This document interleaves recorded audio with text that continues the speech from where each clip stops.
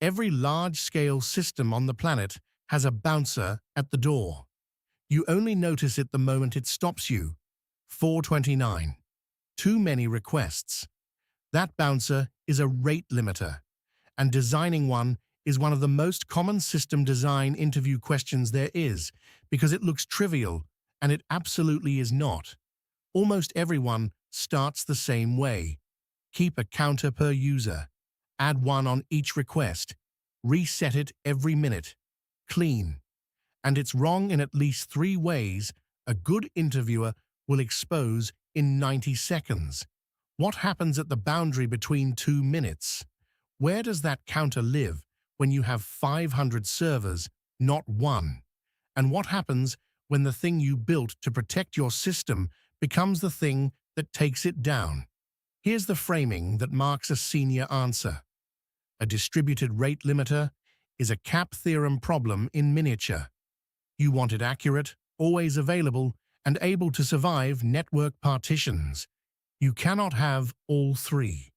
And for rate limiting, the surprising right answer is usually to sacrifice accuracy. Rule 1. Clarify before you build. Functionally, we allow or reject a request based on a limit, say n requests per user per window. Limits are configurable, and on rejection, we return a clear 429 with a retry after header. The clarifying questions that show seniority is its server side. Yes, you can't trust the client. Where does it live? Usually a shared layer at the API gateway. And the big one, must it be exact, or is occasionally allowing a few over the limit acceptable? Hold that. Now quantify. Scale, 1 million requests per second at peak. Latency, the limiter is in the hot path of every request, so its own overhead must be under a millisecond. A slow limiter makes the whole product slower. Availability, what happens if the limiter itself is down? Fail open and allow everything, or fail closed and reject everything. That's a real trade-off.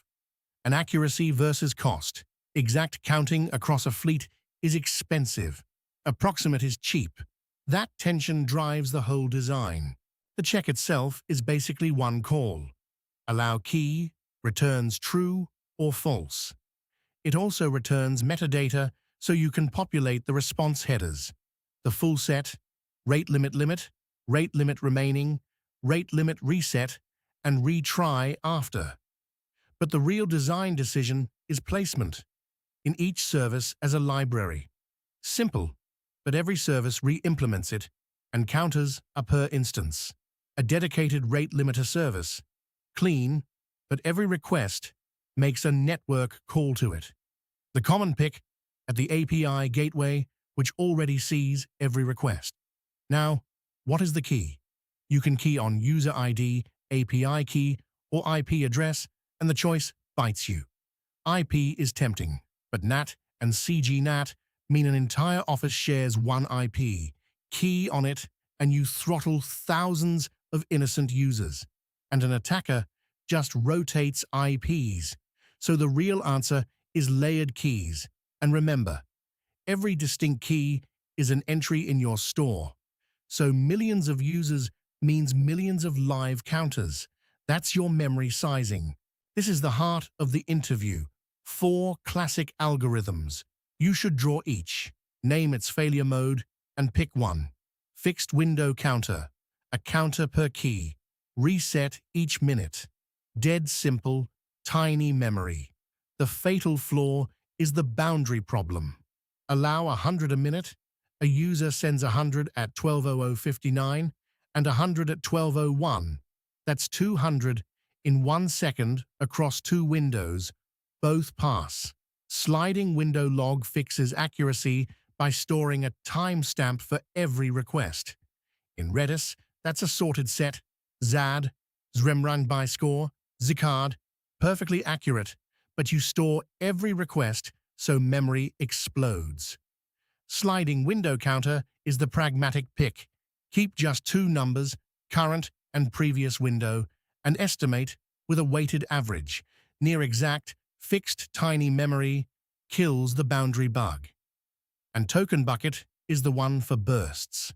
A bucket of tokens refilled at a steady rate, with capacity to absorb a burst. The one that separates principal from senior, GCRA, the algorithm behind Stripes and Redis's real limiters, token bucket behavior stored as a single timestamp. So the pick depends on need. Bursts, token bucket, smooth output, leaky bucket, simple, near-exact sliding window counter, never fixed window alone. First, zoom out. A real rate limiter isn't one box, it's layers. The edge or CDN layer absorbs volumetric floods and DDoS before they reach you. The API gateway layer does precise per-user limits, and occasionally the service layer protects itself. Now, the layer we own. Everything so far assumed one counter in one place. The real world, 500 servers, and the limit is global, 100 per user across the whole fleet. Local counters per server. 500 servers each, allowing 100, means a user gets 50,000. The standard answer is a central shared store, Redis, in-memory, sub-millisecond, with atomic increment. But two hard problems appear. One, the race condition. Read count then write isn't atomic. Two servers both read 99, both allow, both write 100. Fix it with an atomic increment or a Lua script. Two, Redis becomes the bottleneck and single point of failure. Shard it by key, add replicas, and the big win. Token leasing. Each server leases a batch of 10 tokens at once and serves them locally, cutting Redis traffic tenfold. And the killer real-world proof. Cloudflare keeps no global counter across its network. Each data center counts locally. The company that rate limits the internet chooses approximate on purpose. This is the cap trade-off. Give up strict consistency because a little overcounting is far cheaper than downtime. Now the stress test questions where offers are won. Fail open or fail closed. The naive answer is allow everything. The principal answer is sharper. Fall back to local limits. If Redis is unreachable, each server drops to its own conservative local counter. You degrade from exact global to approximate local, but you're still protected. Fail closed only for payment or auth endpoints. Clock skew. Windows depend on time, so anchor them to the store's clock, not each server's. Should every route be limited the same? No. Tier by sensitivity?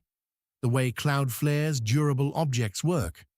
Approximate limiter for cheap public routes, strict per-key sliding window for login and payment. And observability, the follow-up that catches people. A rate limiter you can't see is a liability, but a spike in 429s is ambiguous. Is it an attack you're blocking, or a limit set too low, hurting real users? So you alert with dimensions, and you keep limits as hot config, not code, so you can retune in seconds during an incident. Let's zoom out. A distributed rate limiter is a cap trade-off. You sacrifice exact accuracy on purpose. Never fixed window alone, the boundary bug. Sliding window counter is near exact at tiny memory, and GCRA, a single timestamp, is the production-grade token bucket. A global limit needs a shared store, with atomic check and increment, not per-server counters. Go two-tier, a local counter plus async sync, for speed and survivability. And when the store is down, fall back to local limits, not allow all. Master those, and you can design a rate limiter on any whiteboard and defend every line. But knowing it and performing it under pressure are different skills. Practice this exact interview with an AI interviewer that pushes back like I just did at Kraket.io. Free. Design the system, then go defend it. See you in the next one.